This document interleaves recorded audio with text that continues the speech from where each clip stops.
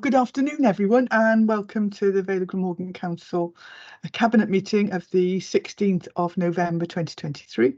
I'm Councillor Liz Burnett, and I'm chair of this meeting as a leader of the council and the cabinet member for performance and resources. If I could just make the usual reminder that everyone present, or to everyone present, that the meeting's being live streamed as well as recorded via the internet, and that the recording will be archived for future viewing. So all participants should mute themselves when not speaking in order to avoid any background noise or feedback, and anyone wishing to speak could either raise their hands on the screen, as we're all on screen, or use the digital function, but that the chat function is only going to be used to highlight any technical issues or attract the attention of either myself or the Democratic Services Officer. Today we have reports on a wide range of areas, actually, and that's minutes from committees such as the Shared Regulatory Services and the Joint Consultative Forum. We'll be discussing the most recent revenue and capital budget monitoring position alongside the financial assumptions we'll be using as we move forward into developing a sustainable budget for next year. So a pretty full agenda. So if we move on to agenda item 1 on today's agenda, and that is apologies for absence. I can see that everyone's here, so I haven't been told otherwise, so no apologies for absence. Agenda item 2 is minutes of the meeting held on 2nd of November 2023, and so can I move that they're a true record of that meeting? And I'll second that, Leader. Thank you. And everyone else is in agreement. Moving on then is agenda item 3, and that is to receive declarations of interest, and if there are any, which I don't think there are, the nature of those interests. Do we have any today? There were none formally received, Chair. Thank you. That's fine. Then moving on to the agenda item 4, which is the Joint Consultative Forum. And I believe that Councillor Perks was a committee member at that time. So if Sandra, if you'd like to take that report for us. Thank you, Chair. But this, I was on this committee before I became a cabinet member, so I'll just talk through what was the points that was discussed. It was very interesting discussions had by both sort of sides of both the management side and the trade union sides that were in attendance. Some of the things that we discussed there was the draft digital strategy, the people strategy, Vale of Glamorgan Council's attraction strategy 23 to 25, the draft Vale of Glamorgan annual self-assessment, and the new supply teacher framework details. One of the points that was had more discussion on, and it's a point that's going to be going to full council, and I'll just talk a little bit more around that, was the review of the Joint Consultation Forum's constitution. So an amendment has sort of come into place, and that was sort of talked through from the Democratic Services side, that the amendments to the Constitution were outlined to the forum that would ensure that should local council employed trade union and employer representatives not be available to attend the forum, provision could be made for regional representatives to attend instead. So that was agreed by the forum, and that the suggested changes from the Joint Consultative Forum go to full council for consideration and approval, with the inclusion of these changes concerning the membership of the Joint Consultative Forum be put in both the JCF and the full council's constitution, so that will be going to full council at some stage. And that's my report for that meeting. Super. So am I assuming therefore that we're just noting this report? Yes, we are just noting. Thank you, Chair. So if we take it, Sandra's moved that report, I'm very happy to second that report. Thank you. Next note or report of a meeting is agenda item 5, and that's Shared Regulatory Services Joint Committee, and our representative on that is Councillor Sivanyanam. So if you'd like to take that for us, Ruben, that would be great. Thanks, Chair. So this is I'm just asking Cabinet to note the minutes of the last meeting of the Shared Regulatory Services meeting. It was a straightforward meeting where we were discussing our draft audit report and then looking at particular service areas and enforcement. We did touch budget issues and resource issues going forward with new legislation, which will make it quite tough for all 3 local authorities involved in SRS. The thing that I would ask Cabinet to move and accept is that one of the issues around enforcement, if you bear with me, Chair. There was a report on the review of Shared Regulatory Services compliance and enforcement policy, and that hadn't been reviewed since 2016. And officers had reviewed this, and it concerns issues of non-compliance with public protection law.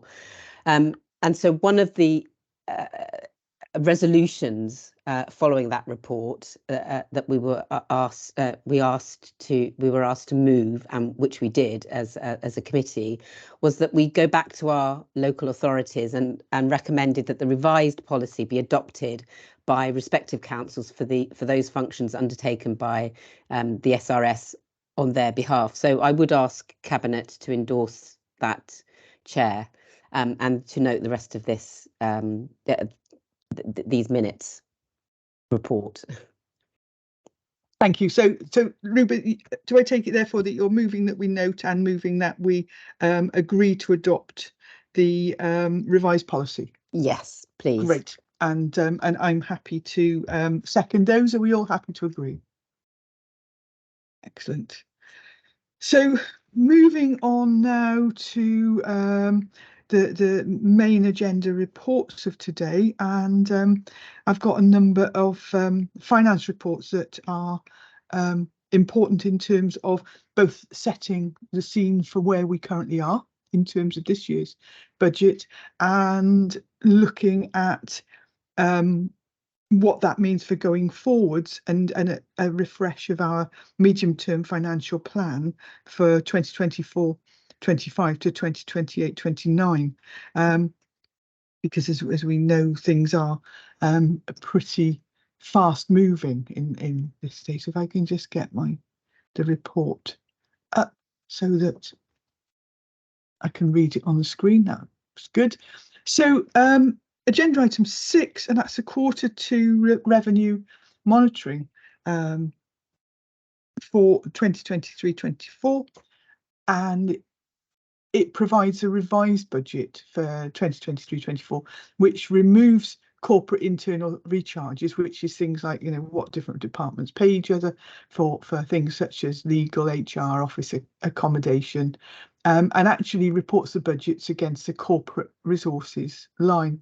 That hopefully helps to make it more clear for everyone. It's felt that this approach will have a number of advantages, and as I said, in terms of being more accurate. It's unfortunate to say that the revenue position, and that's particularly in social services, has continued to deteriorate in Q2 with a tremendous number of pressures on us. And the specific challenges in respect of children's services increase in children requiring assessment, placement, and the associated costs, but also in respect of the complexity and cost of placements, because there are children that are in huge need of support. In adult services, we've seen an increase in the number of care hours that we're providing to vulnerable residents, and we're also seeing an increase in cost and again in complexity for care arrangements, so the needs of those individuals. And it's something we're hearing increasingly in terms of the overall impact of COVID. These pressures have, we've coped with them. They've been mitigated through the use of the Social Services Reserve, and using some underspend reported in the Policy and Corporate Resources budget.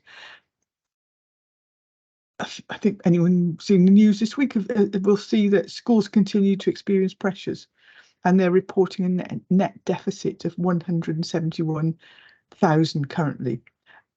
And we actually have 19 schools reporting an unrecoverable deficit, which is a situation we have never been in before.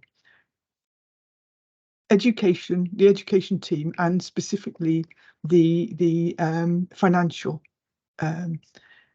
officers within the education team, will continue to work with schools to help support budget issues as we progress through the year. As you imagine, that people that are skilled in education, etc., aren't necessarily financial wizards, so we provide that support to our schools to help them to run through all options.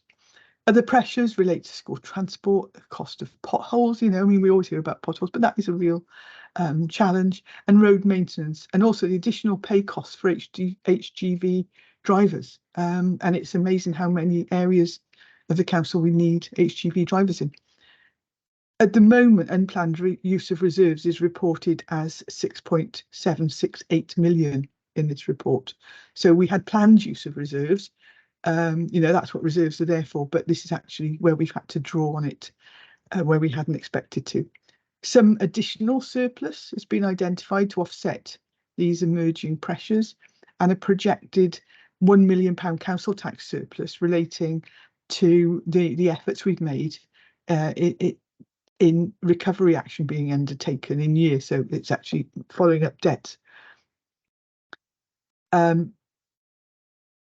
it's largely due to some one-off savings within the office accommodation budget as well. So we, in the savings that we've identified from the corporate resources budget, a number of proposals have been put forward to attempt to mitigate the unplanned use of reserves, and the types of things that we're doing on that is we have tighter controls around non-essential expenditure and recruitment. And I think it has to say this is something that we've done over the years, but we are being absolutely sort of ferocious in terms of chasing down anything that is not fully essential. The senior leadership team have been reviewing the capital programme. They've also been reviewing the use of reserves, with all requests for use routed via the Section 151 officer and the chief executive. The senior leadership team are also determining savings to bring forward into 2023-24. So it's projected that allowing for the unplanned use of reserves and other usage of reserves, including the planned use for the housing revenue account and capital, that reserves will be expected to reduce to £56.7 million. In contrast, good progress is being made against savings, with 79% of savings that we'd agreed to make expected to be achieved, and a further 6% are being sort of mitigated by the sources of income. So we also need to note that while Welsh Government has reported an amended budget for this year, for 2023-24, which is outlined in the report, they've been reassessing their own. There are no specific funding cuts that the council is aware of at this time. So this report, or the relevant parts of this report, will be going to scrutinies for their comments, as is usual, and so cabinet members will be attending those scrutinies. I'm sure we'll be having in-depth conversations about that, and any comments will obviously come back to us in the fullness of time. So We've only got 2 recommendations because this type of report that we do on a quarterly basis, that the position with regard to the authority's 2023-24 revenue budget be noted, and secondly, that the Cabinet approve the revised budget 2023-24 presented in this report. And I would therefore move. And I'll second those recommendations, Leader. Super. And everyone happy with that? Yeah. Right. Let's go to the next one, which is agenda item 7. And this is the capital monitoring for the period 1st of April to 30th September. That's basically for the first 2 quarters, that's halfway through the year. And at the time that the report was written, the approved programme total, capital programme totaled 129.298 million. I sort of use all of it to make sure we're exactly accurate. And that obviously includes budgets that were slipped over into this year. That was just over 8.5 million. And if all requests within the report to amend the capital programme are approved, the revised forecast outturn is projected to be 107.653 million. And the spend so far to the end of September is just under 26 million. Due to the current financial situation, the council's capital programme has undergone a review, and so the changes requested in the report release a total of just over 5.5 million funding back into the council's reserves, capital receipts and other sources of capital funding to ensure finances are more sustainable and the capital programme is deliverable. So we've done a complete refresh of that. So what we're looking at is removing some uncommitted schemes that we're currently not committed to delivering, and also moving money to help to mitigate against future years' revenue pressures. As we've discussed in the past, many areas are continuing to experience an increase in costs associated with the delivery of schemes, and so tenders are being received that are over the current allocated budgets, and officers are reporting the requirement to renegotiate submitted tenders. So we're having to actually go back and say, well, how should this work be changed to get the actual cost into an affordable range. Officers continuing to work with project managers and sponsors to ensure that value for money is achieved, and schemes are being closely monitored throughout the year to identify any overspends, and within that monitoring, slippage of just over, well, nearly 19 million has been requested. Appendix 1 details financial progress on the capital programme as at the 30th of September this year by scheme.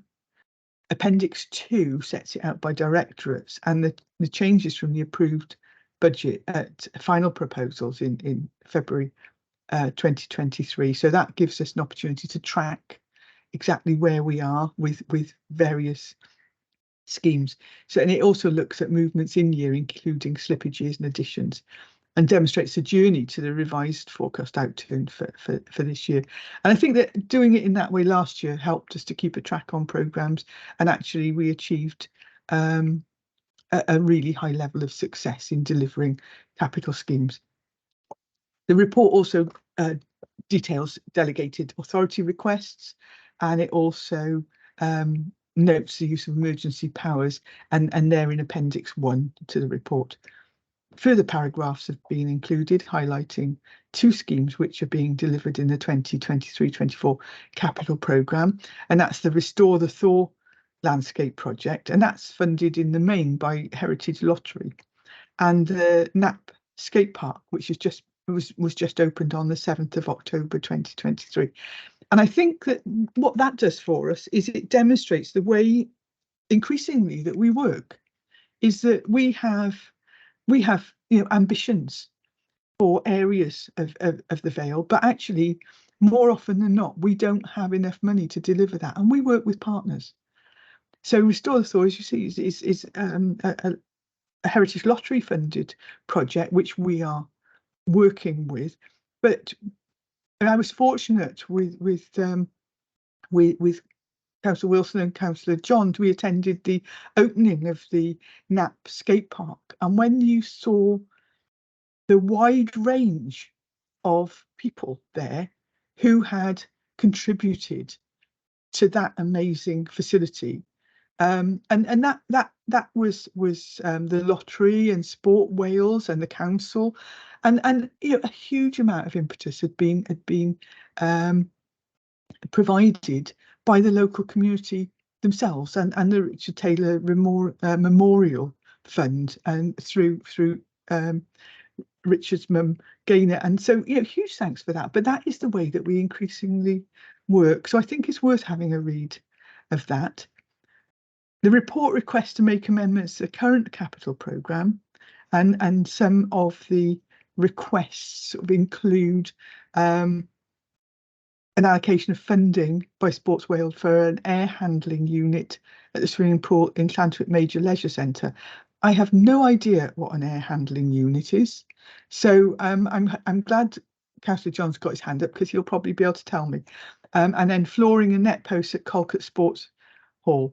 And those two schemes are funded by a 90% grant and 10% from us, which was brilliant. And then there's also a new scheme for adult services within the vehicle replacement programme for the purchase of 2 minibuses at a total of 98,000. So I'll hold off on moving it for now, but I can see that I've got 2 hands up. First hand is Councillor John. So over to you, Gwyn. Yeah, thank you very much, Leader. I'd just like to mention the support that we have from Sport Wales, because we got 3 projects on this capital scheme: the air handling unit at Llantwit Major Leisure Centre, Calcutta Sports Hall, and the Community and Leisure Centre. That basically we've had great support from Sport Wales, in addition to the skateboard park, which again they contributed very heavily to, and this relationship we have with Sport Wales has made possible for these schemes to go through, and I would like to mention a particular mention to them, because they are very supportive of us in the Vale of Glamorgan. Thank you, Leader.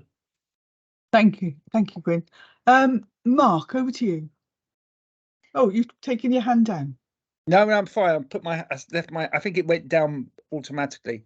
Yeah, just a couple of things there. I think absolutely. I went to that visit along with yourselves to the skate park, and you really appreciate, you know, the changes, you know, that the council along with partners make to the lives of young people by enjoying such a fantastic facility there. And it was great to be at that. But also, you know, we've got other partners involved. I know the Tennis Association has been actively involved in doing capital schemes in Wenville and in Penarth as well. And clearly, you know, this is a way forward, given the fact that we have a cost of living crisis, and we need to seek more innovatory ways to secure more funding and working with other partners on many other projects. So this is a good step forwards, and obviously, you know, the more people involved, the more likely that participation rates will rise, and we all need that for improving our own overall health. So thank you. Thank you. Yes, it's as I said, the report in itself. I mean, we have to keep a close watch on our funds. We have to make sure that we are working from a base of accurate information. But I think that our working with partner organisations is bearing fruit. So that's a positive story. So I've got 4 recommendations on this report. First recommendation is Cabinet is recommended to note the progress being made on delivering the 2023-24 capital programme. That Cabinet is recommended to note the use of delegated authority as set out in the report. 3, that Cabinet is recommended to note the use of emergency powers as detailed in Appendix 1. And 4th, and I'm not going to go through all these, you'd be pleased, Cabinet is recommended to approve the following changes to 2023-24 capital programme and future years capital programme. And they are all laid out for the remainder of page 3 and halfway down, or over halfway down page 4. And then the 5th one is Cabinet is recommended to refer the report and associated appendices to the Corporate Performance and Resources Scrutiny Committee for the report to be noted. I would say, actually, can we change that? We don't send them. We would like to hear their views, so it would be for consideration if we could possibly do that. So I would move. And I'll second those recommendations, Leader. Thank you. And I know Gwyn and Mark are in agreement. I'm assuming everybody else is. Excellent. So on to the next one, agenda item 8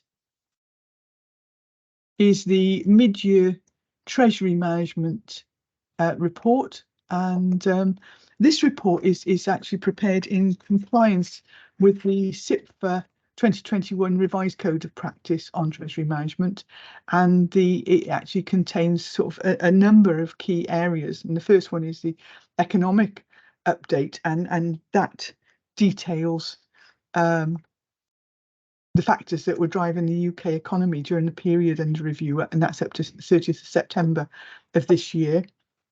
An analysis of interest rate forecasts for the period December 2023 to September 2026.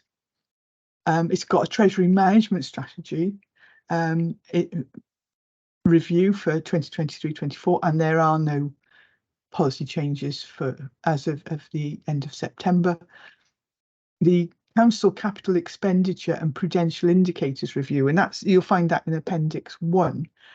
And the Treasury Management and Treasury Management, Prudential and Treasury Indicators are based on the Quarter 2 Capital Programme that's reported that we've just discussed. The Council is required to raise 24.281 million in new loans to finance the capital programme in 2023-24. Appendix 1 provides a summary of the Council's current prudential indicators and the outlook for the next 3 financial years. The next is an investment portfolio review for 23-24.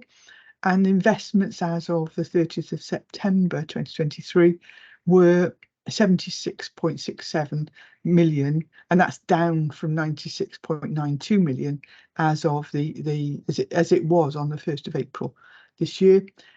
Interest at an average rate of 4.28, and amounting to 1.085 million. Accrued interest was received over this 6 months period from April to the end of September. In terms of the borrowing review that it covers, all new and replacement borrowing has been financed with internal funds so far this year. And that's what we've continued to do while interest rates are high, is in effect self-fund from the reserves that we have.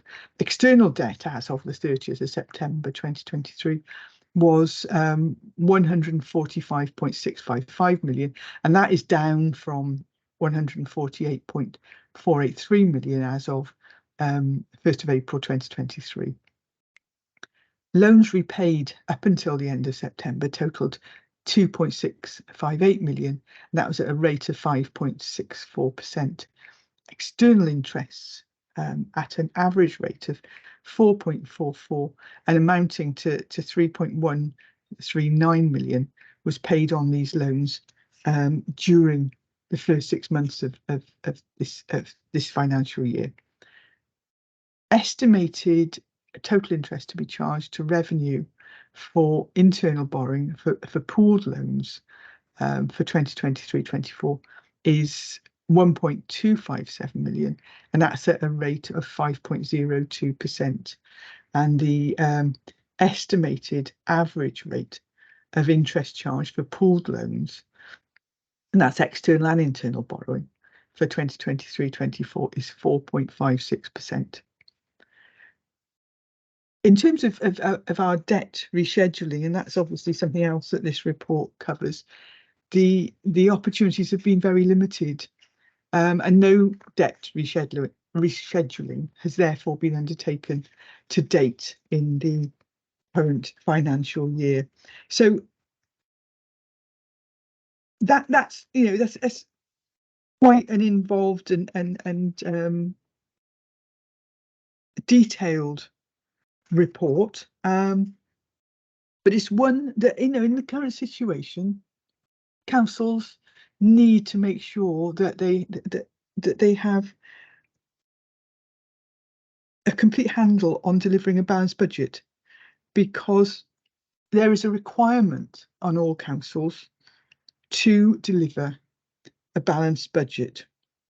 We can't run an overdraft. We can't just say, oh, we can't manage that this year, we'll pay for it in next year or whatever. We have to know exactly what we're doing.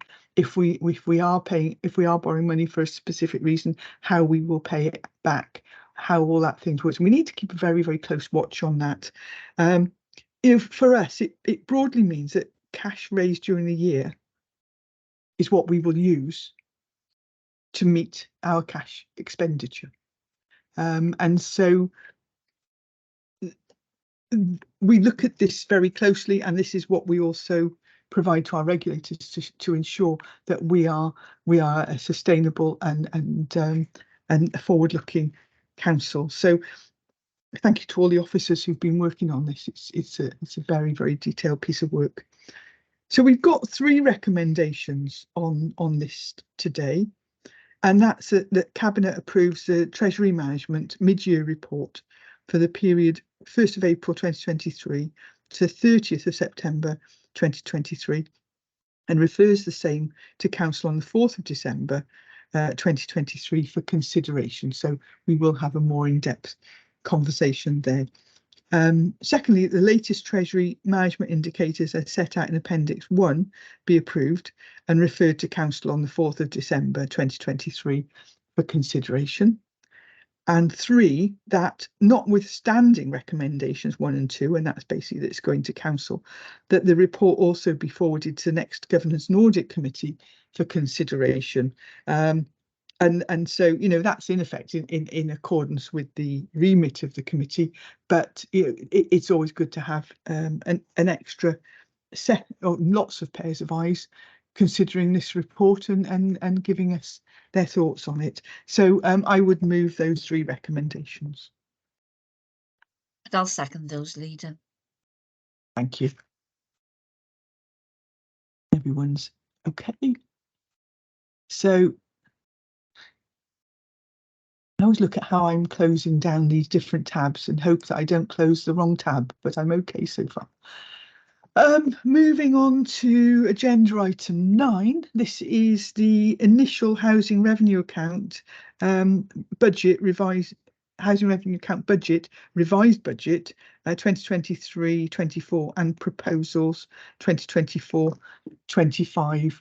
I think every report could say that, as it does on this, that we are operating in an ever challenging environment with high inflation rates, cost of living crisis, supply costs, additional borrowing, and high interest rates, which impacts on the cost of borrowing.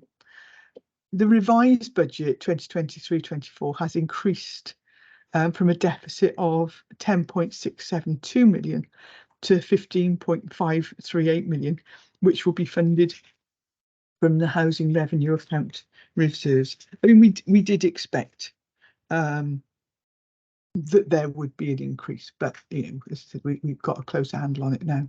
The housing revenue account reserve level as of the 31st of March 2023 was 16.486 million, which was higher than expected so that's what we started the year off with, which is higher than expected due to lower capital expenditure being incurred the previous year, 2022-23. So this drawdown will bring the housing revenue account reserve balance back into line with the housing business plan for the 31st of March 2024.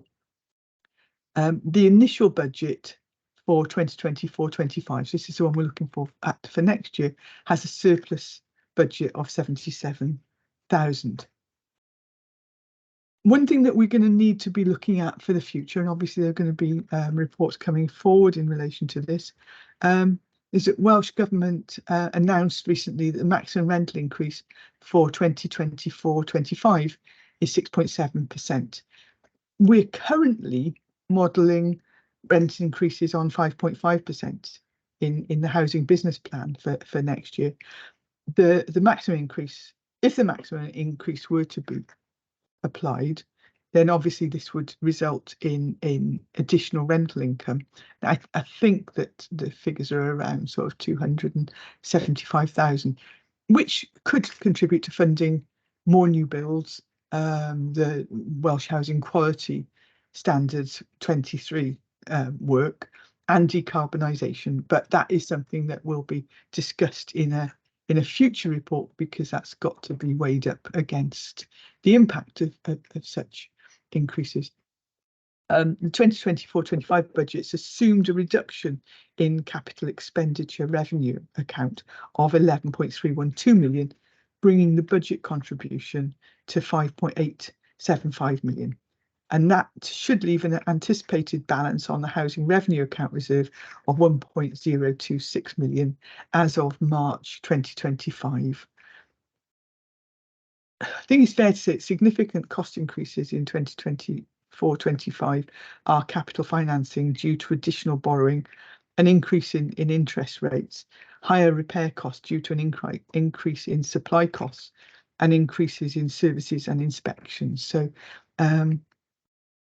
most costs related to building, construction, etc., apart from service areas of the council, are increases. So this is in terms of the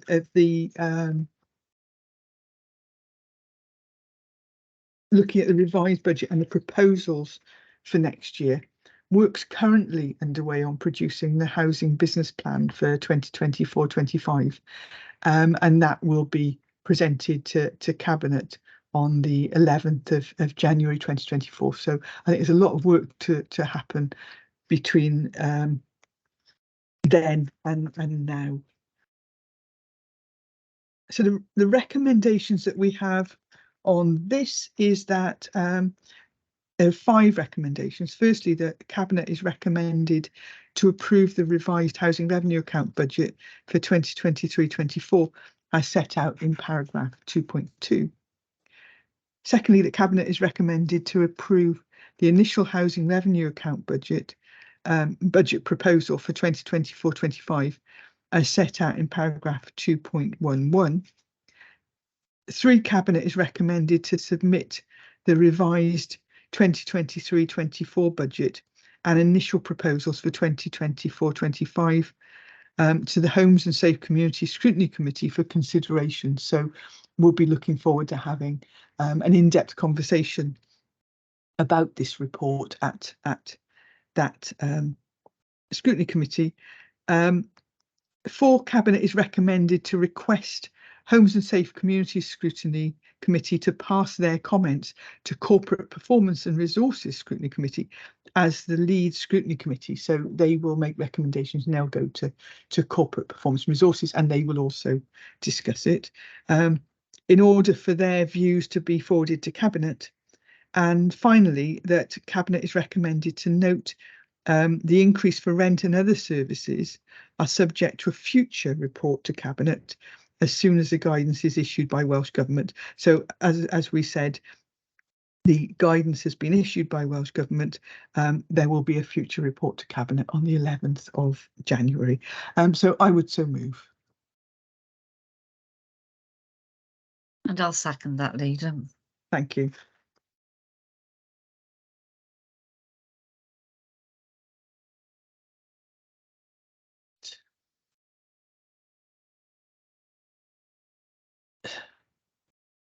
I look at this, and this agenda item 10, and this is the refresh of the medium-term financial plan, and that's from 2024-25 to 2028-29.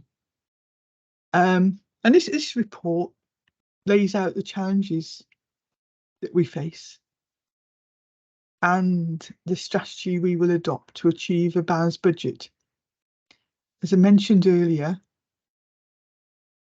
it's worth saying that we have a legal requirement to deliver a balanced budget. And so some of the decisions that we have to make in delivering such a balanced budget are not the reason why most of us would have come into politics. It is something that we have to do, and we will make those decisions in order to protect services for our most vulnerable. We can't operate at a deficit, and we must lay out how we intend to deliver services for the year from next April. This budget, it's the right place, provides a refresh of the financial forecast set out in the financial strategy we approved in July, and provides an update on setting a balanced budget for 2024-25. You know, when we went through this process last year, it was quite interesting because, you know, even some experienced members were commented about how the figures changed markedly over a 6-month period. And yes, they did, because the different information we were getting in over that period changed. And that could happen this year, as we're constantly reviewing the situation that we're in. And as we review it, we bring regular reports to Cabinet and to scrutiny to ensure that we are as open and transparent as possible, and that all members fully understand the financial situation and future strategy of this council.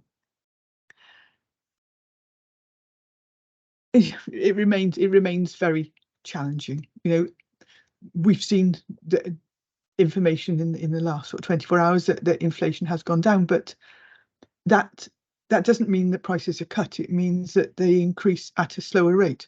So whereas last year they were increasing at 10%, they're still increasing now. So we do still have challenges, and there continues to be low growth, and the council also experiences exceptional increases in demand for services. The underlying inflationary demand pressures, because, you know, we'll start budgeting, we start looking at, well, where we were last year, what did it cost us last year to deliver these services, and actually what will it cost us this year to deliver those same services. And the underlying inflationary and demand pressures amount to 38 million, an additional 38 million for 2024-25. And so, you know, with limited increases in funding, there's a potential gap of 30 million. Officers have been working hard on this actually since the summer to review the pressures that we're facing, review the additional costs that we're facing, to be able to manage and contain them. But even after going through things with a fine-tooth comb, the council is still facing a gap of 10.6 million. There are existing savings proposals in place which are being validated, and policy measures in hand which will further reduce the gap to 7.6 million. Work is continuing, and we will continue to update council on how we're reviewing and managing the cost pressures, and to identify savings and efficiencies to balance the overall budget. If we look in terms of funding that we can expect to receive, we would model council tax rises, and that's model. at the moment for for an estimate, an increase of 4.9%, which was the increase last year, and an increase, and we've assumed, because that's what we were previously told for this year from Welsh Government, a grant of 3%. So having 3% income from Welsh Government are set out in the second year of the 2-year settlement, which was announced in March 2024. Now, last year, we were fortunate in that we received a better than expected settlement, but the prospects of a better than 3% settlement this year are very low with the current performance of the economy. And while it's been widely mentioned that tax revenues are up given the growth in wages, what we're hearing in terms of current rhetoric and potentially the general election next year is that there's a greater likelihood of tax cuts rather than increases in public funding when the UK Chancellor makes his budget announcement next Wednesday. And so much of what we're talking about now hinges on whether the UK government decide to value public services or whether they want to put funding into tax cuts. We don't know that. So we are not alone in waiting for that announcement. And next Thursday, I will be in meetings all day with other local government leaders, chief execs, etc., to try and explore what that announcement next Wednesday makes. But I think what we need to say is that through these challenges, the council remains committed to delivering the objectives in the corporate plan. We will find ways to do that, and also as a priority, protecting services that support the more vulnerable members of our communities, and we will continue to do that as well. So this will be going through scrutiny committees, and it will come back to us, but also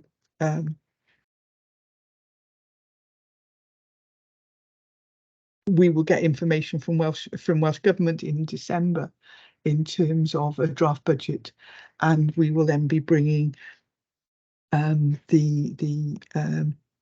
budget to council, or to cabinet first in February, and then into council next March. Before I go to recommendations, Mark, you've got your hand up. Yeah, thank you, Leader, and thanks very much for the resume of that report. I mean, if you look at some highlights there, especially if you look on page 7 and 8 and 6, you'll see some very interesting graphs there.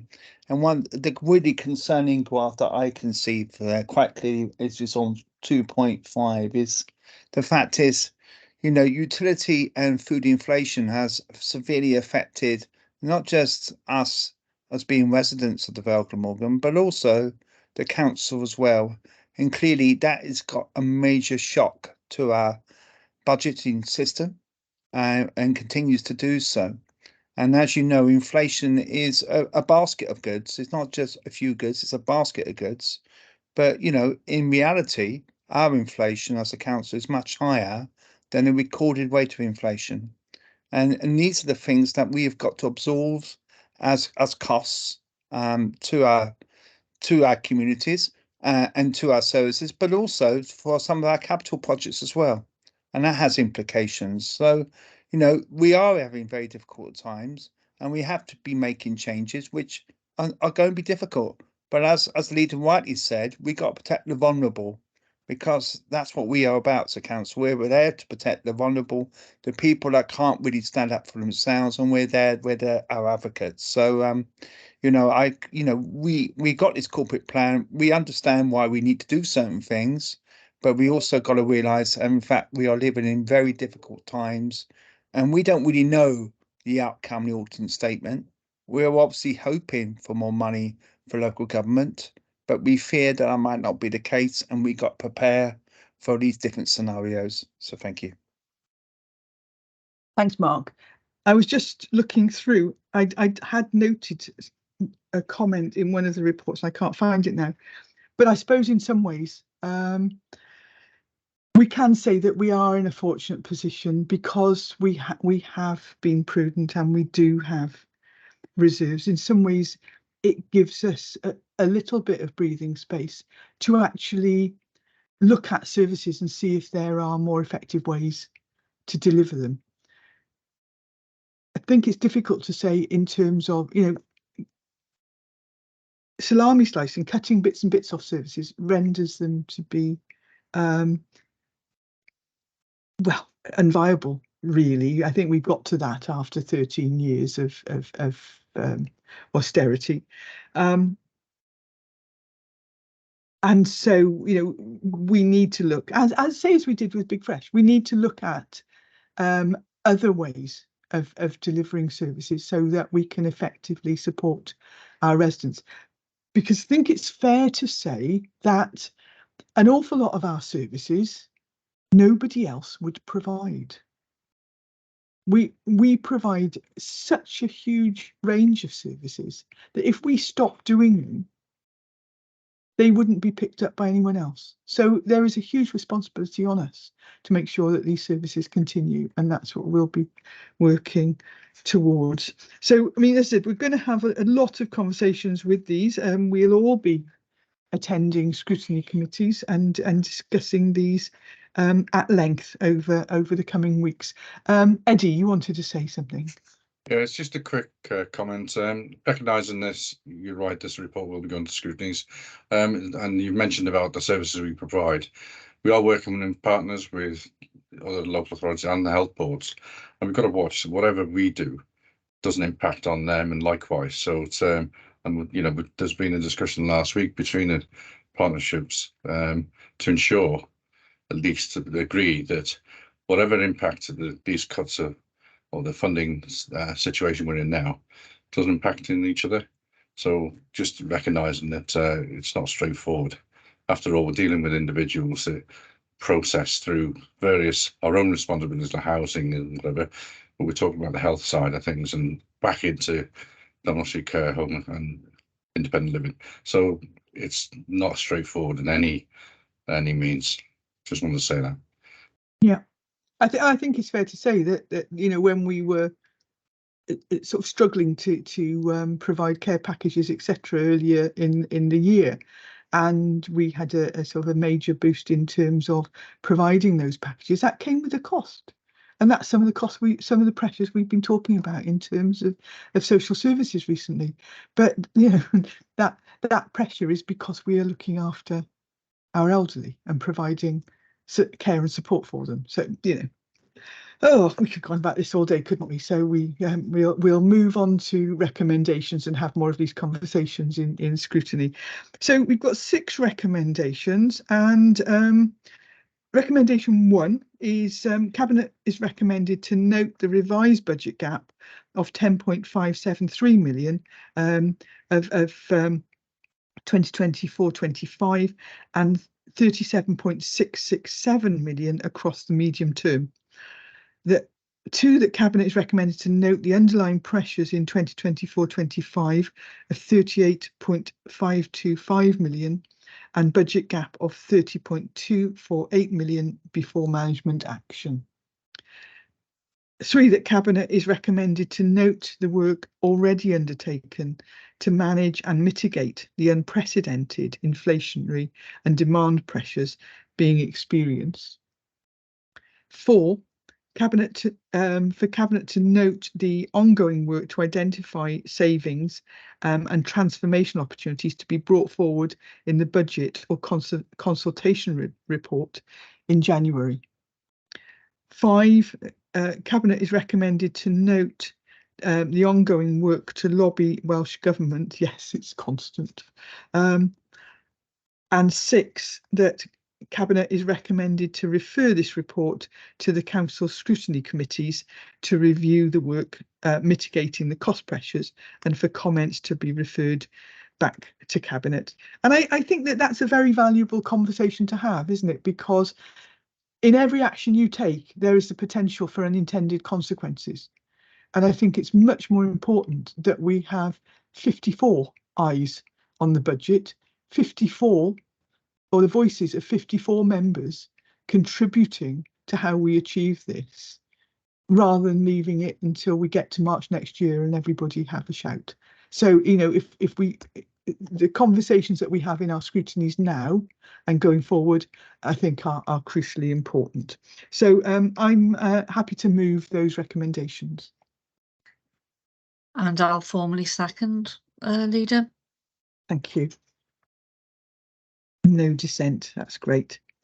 So that's our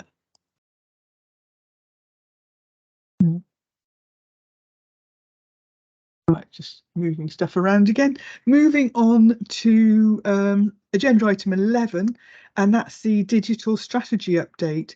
And this, it's interesting, whenever you talk about digital strategy, people think this is about how we want everything to move on to computers. But actually, this is about the way in which we seek to deliver services. And this report came to Cabinet earlier before it went to for consultation.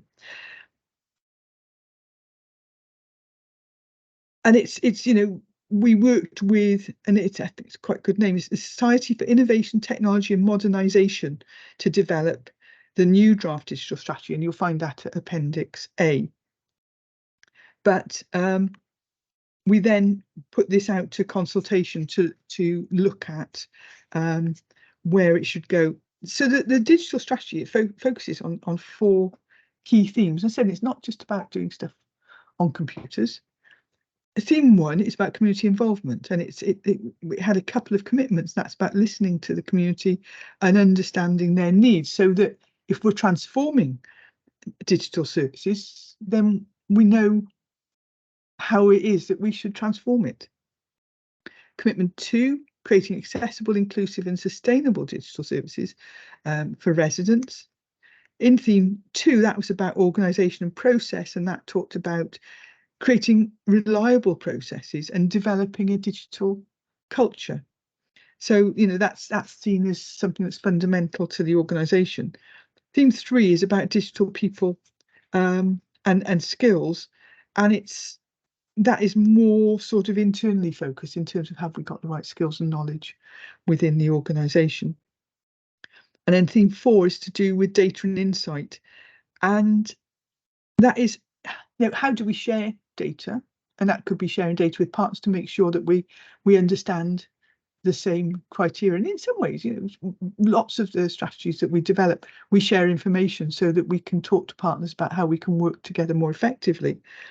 But the other thing is how do we invest in and use data? How do we make sure we've got the right information upon which we can make those right decisions?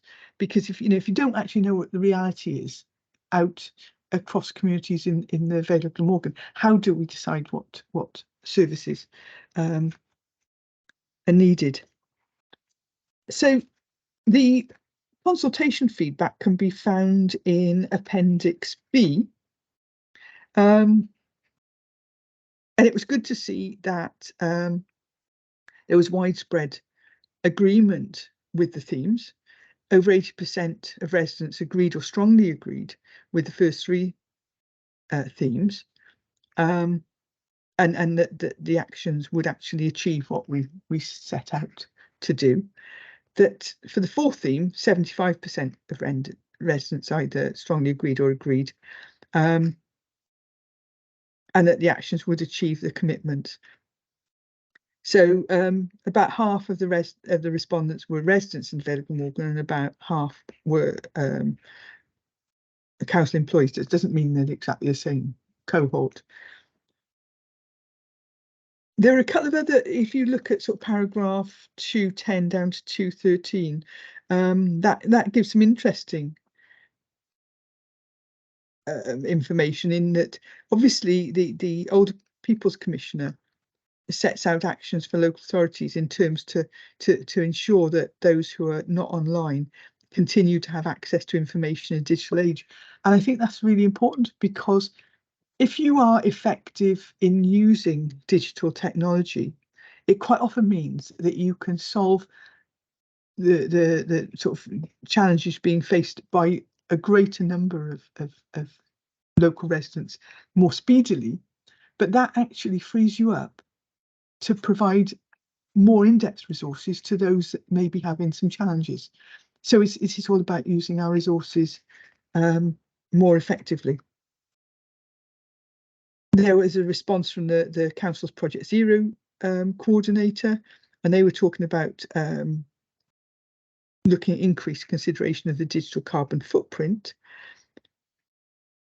But then there was a conversation with there was one written response from a resident that was actually saying that there needs to be two-way communication and engagement between the councils and the communities it serves. And there was also comment that press releases on the website could be written in a more sort of blog or article style to basically be more accessible and more readable. And I think those are two really, really good suggestions there. One of our main aims has been to get two-way communication with our residents, and actually if there are suggestions on ways in which we could do that, then I think that, you know, I certainly would be very, very keen to hear that in what would make it more accessible to residents. So as I said, the strategy is laid out at Appendix A, which will hopefully guide our way forward. We've only got 2 recommendations on this one. And oh, sorry, Ruba, before I go on with recommendations, do you want to come in? Thank you, Nida. Well, you could have gone to the recommendations, but just to say, I really commend this report, because, you know, participation is very important to us as a council, and obviously that is part of, you know, my portfolio. And you know, one of the ways in which we can reach more people is through a really good digital strategy, which also, as you say, provides a method in which we can not only, you know, talk to people, but we can also listen. So, you know, this strategy is really, really important. So following your recommendations, I would second it.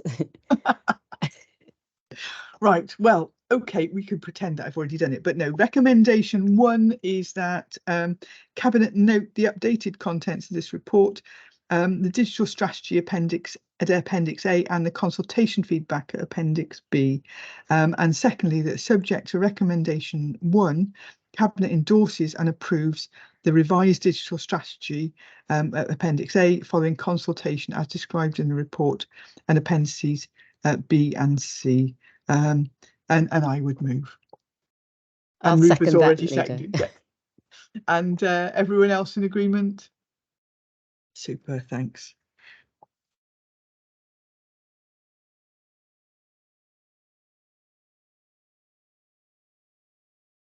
Right, agenda item 12.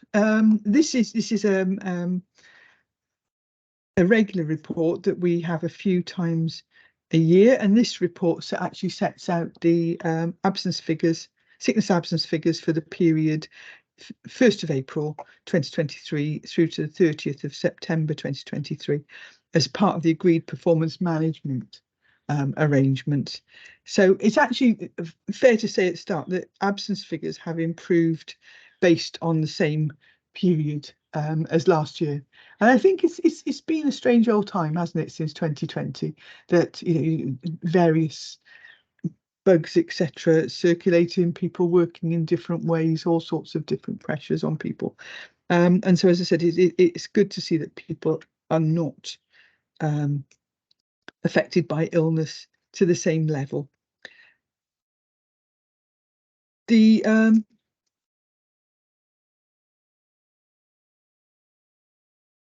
think it also needs to be said that as a council, we feel it very important that our staff are given the occupation, the support that they require. So we've got we have colleagues within health and safety, occupational health, organisational development and learning, all there to support staff, you know, who are working from home. But also, I think we have to recognise that there is a whole diversity of jobs across this organisation, and so therefore the pressures on different people are going to be greater. I know that most people I know that work in school get used to the autumn viruses hitting as soon as the schools go back in September, and you know, if you are frontline staff, it depends on if you're lifting heavy things or if you're if you're, you know, in close contact with people where you might gain stuff. And there is a high level at the moment of stress being experienced, and in terms of the figures that we've seen over the period, that the greater amount of stress people are experiencing currently is non-work related stress, and I think it means that when life goes out of kilter, when there are different pressures, that it can affect you in all sorts of different ways. And within the council, in all cases of stress or anxiety, and whatever the cause, employees are automatically referred to occupational health for advice, offered counselling support, and that managers are offered training and support in completing stress risk assessments. So in terms of that, we provide support to staff. We provide, our occupational health team provide vaccinations. So we've currently got a flu vaccination programme ongoing. Well back in November 2020, we had an extended wellbeing package rolled out. And within their existing roles, the council now has nearly 40 trained mental health champions, and those support their colleagues, and it can be things like promoting health campaigns, encouraging colleagues to participate in wellbeing initiatives. Yeah, I know that there's a very popular online yoga class, although I haven't tried it yet. It used to be in person at some point, but it's now online. And there are people around to signpost colleagues to relevant services. So it's something that hopefully people feel able to disclose if they're having difficulties. So there are quite a few appendices in this, and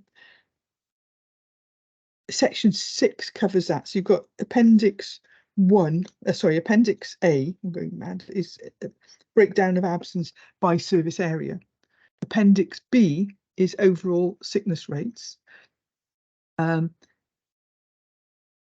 Appendix C is a sickness breakdown by directorate, and appendix D is sickness by age. And they said there's some quite in-depth detail there. And as I said, if you have a small department that has one person that is off on sort of long-term sick due to a serious illness, then actually that could skew a whole department's figures. So it's important to be objective about this. But this will be, as they always are, discussed in scrutiny committee, and any comments they have will come back to us for further consideration. So the recommendations on this is that firstly, the report and the April 2023 to September 2023 sickness absence figures provided in Appendix A be noted, and that the report be referred to Corporate Performance and Resources Scrutiny Committee for consideration, with any comments referred back to Cabinet for further consideration. And I'd move. And I'll second those, Leader, as well. Thank you. And then it's over to, it's not me now, it's over to the Cabinet Member for Education, Arts and Welsh Language for agenda item 13. I think who's got a glamorous assistant today, so I'll hand over to you, Rhiannon. Thank you. So this is a report of the amended terms of reference for the Standing Advisory Council for Religious Education, otherwise known as SACRE, and to look at their terms of reference. So the curriculum for Wales was implemented from September 22 on a phased basis. Given this phased introduction, there will be some year groups for which the current legislative requirements for religious education and the roles and responsibilities of SACRE still apply, along with the curriculum for Wales 2021, religion, value and ethics, and the roles and responsibilities of SAC. Therefore, the local authority needs to ratify amended terms of reference accommodating both SACRE and SAC until the rollout of the curriculum for Wales is completed. So we have this committee that looks at ethics, religion, values and ethics, and how they are taught in schools, and makes recommendations. And obviously these terms of reference look at as many religions and kind of spiritual experiences as possible. For example, non-religious philosophical views such as humanism, atheism, secularism. This isn't exhaustive, obviously, those are examples. So that as many people are in this are included as possible. So, sorry, there is just one recommendation, is that we agree the revised terms of reference, which are in Appendix A. So if I could have your approval for that, please. And Thank you. I don't know, Eddie, did you want to say Yes, anything? I think Eddie wants to come in here. Yeah, just to thank Rhiannon for putting that forward.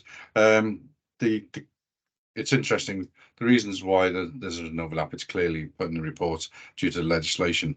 I just wanted to give credit to the SACRE and the SAC now, particularly the teachers and the representative religious and non-religious philosophical groups within the panel, because they've contributed quite a lot to the curriculum for Wales in the humanities area.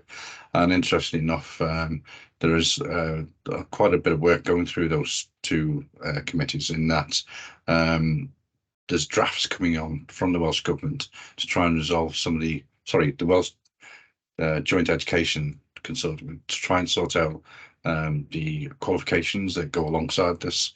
And there's quite a bit of debate on what the provision is, but at least this panel, this group committee, advisory committee, talk about those issues. And it's I would suggest, although it's behind the scenes, it does have quite an impact on what's agreed on the curriculum. So, and thanks to those members that do that. That was all. Thank you. Super. So I'm just checking. Eddie, did you second the report? I did, but I need to say it properly, don't I? Thank you, Leader. I formally second the report. Thank you. Thank you. Thank you. And all the rest of us are in agreement, so that's good. Excellent. So agenda item 14 is actually a report of the Cabinet Member for Social Care and Health. So it's back to you, Eddie, with the Corporate Safeguarding Summary Report. Well, that previous one's warming me up then, is it? So, okay. Right, let me just get the items up. Okay, right.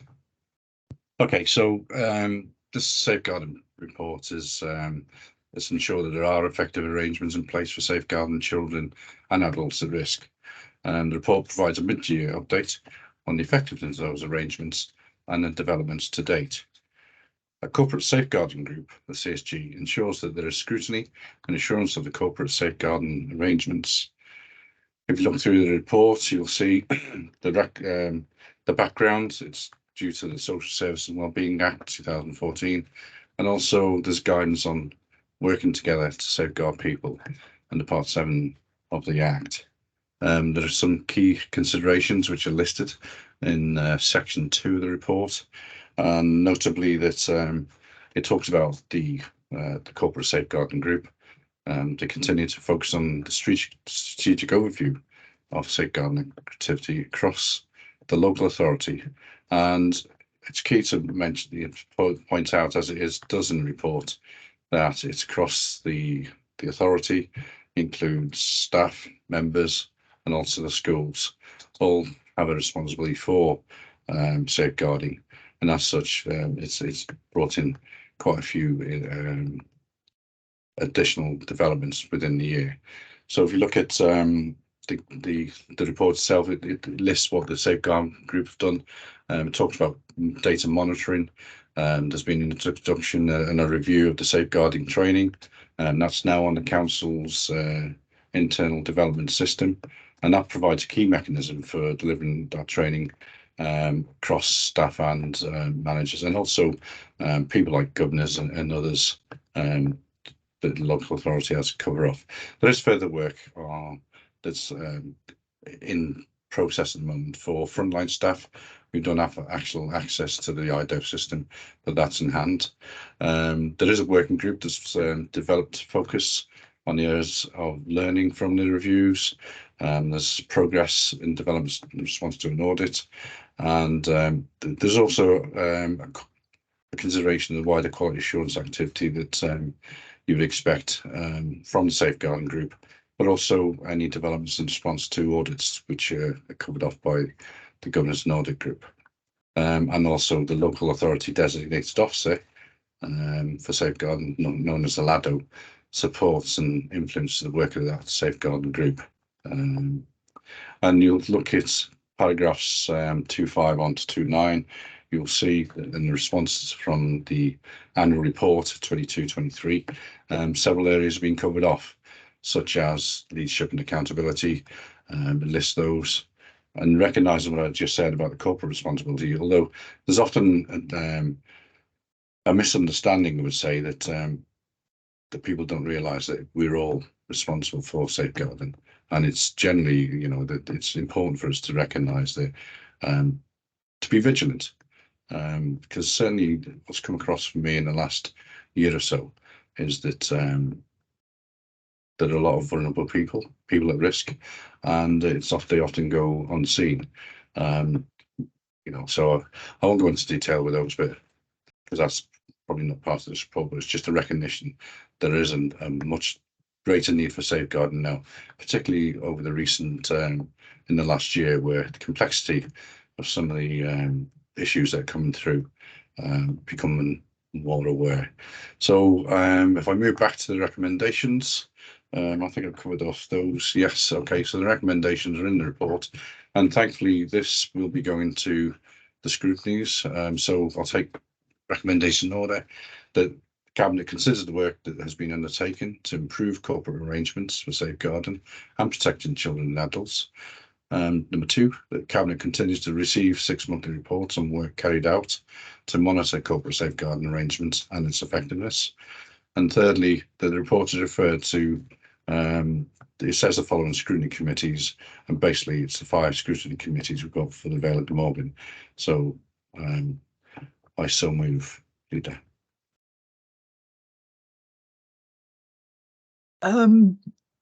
I shall bring in Rhiannon first to.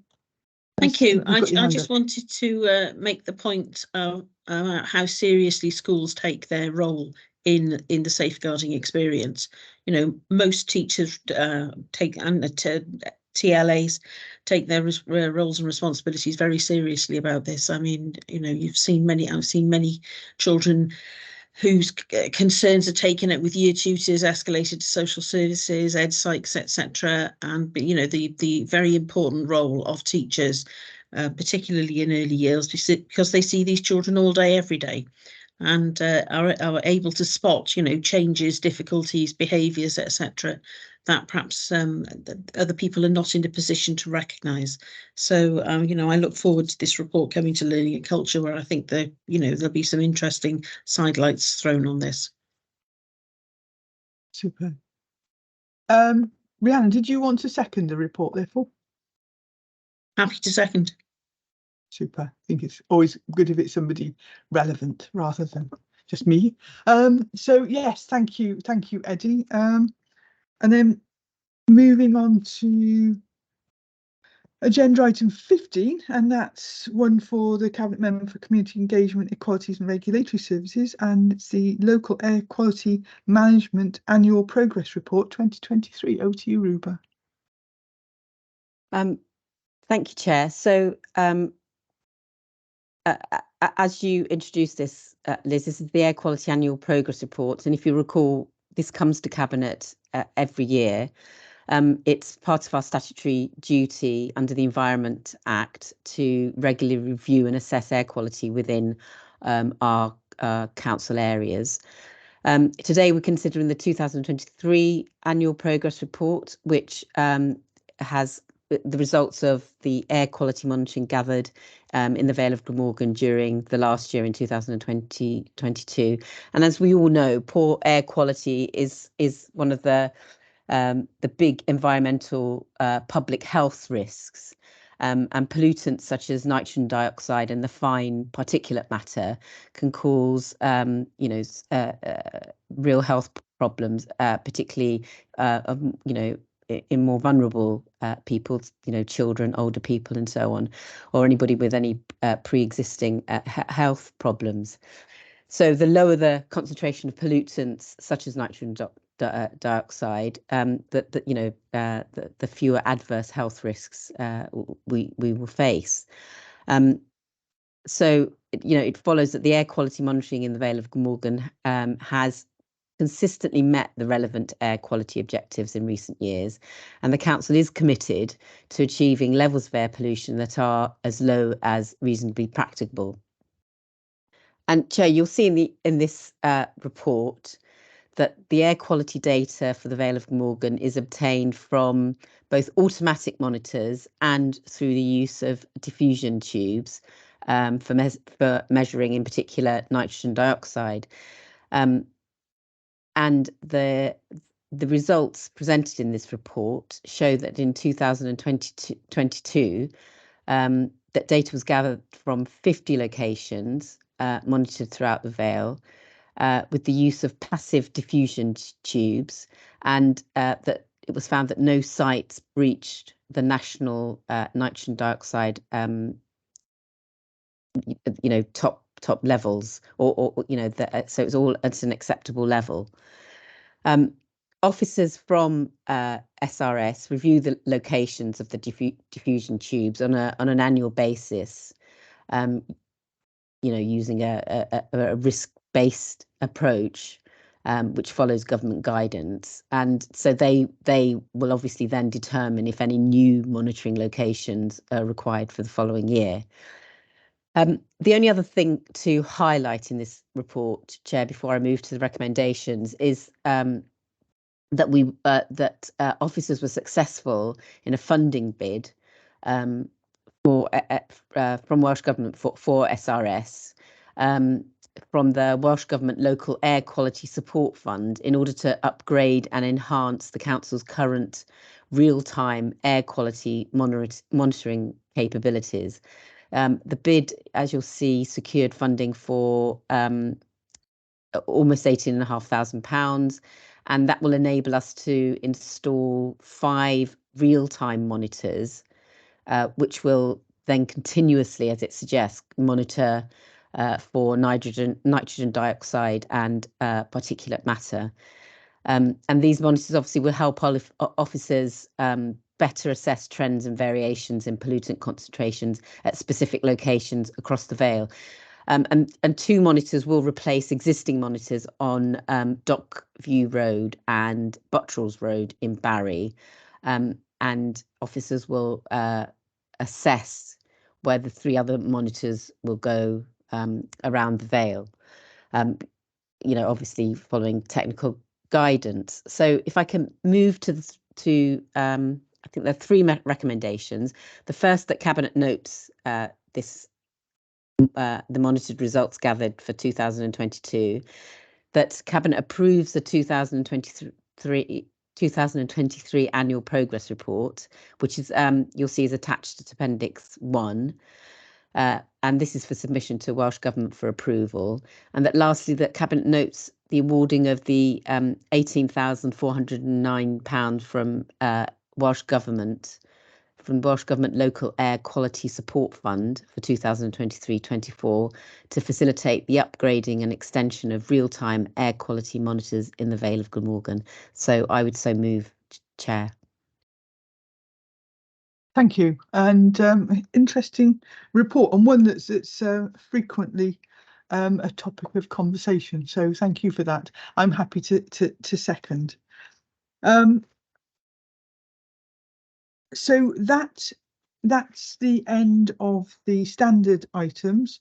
Agenda item 16 is any items which the chair has decided are urgent, and part 1 items. And yes, we do have an urgent item. So this is agenda item 16.1, and that's a reference from the Environment and Regeneration Scrutiny Committee of the 14th of November. So officers have worked very hard to get this reference to us today, and so it's been tabled and it's been circulated to all members in advance.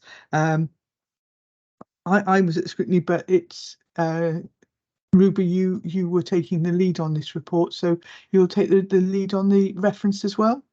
Yes, thank you, Chair, and thank you to Democratic Services for getting these minutes out so quickly, because they are very detailed.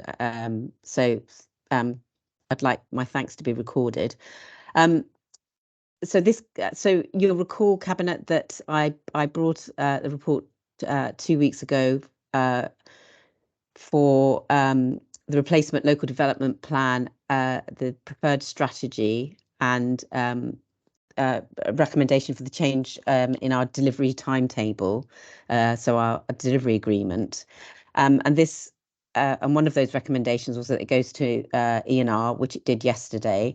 There was a good discussion, and many of the comments made will be taken forward as part of the consultation going forward. But there was one particular recommendation that they made concerning the formal consultation period, which will begin in early December, we hope. And that recommendation, if I read it, is that the Cabinet be advised of the view of the Environment and Regeneration Scrutiny Committee for the formal consultation period to be increased from 8 weeks to 10 weeks. So Chair, I would just like us to note this recommendation. Thank you. Thank you, and happy to second that we note. Everyone else happy as well? Yeah. So that's the end of our formal meeting. I don't have any part 2 items or urgent part 2 items. So I'll bring it to a close, but I would just like to mention that this week is Transgender Awareness Week, and I would like to mention that we note that and that we send our best wishes and support to all those in the trans community, and also note that the 20th of November, next Monday, is Transgender Day of Remembrance, and far too many trans people have lost their lives over the years, and I think that is a day that I certainly will be marking, but I just didn't want to leave today without mentioning that.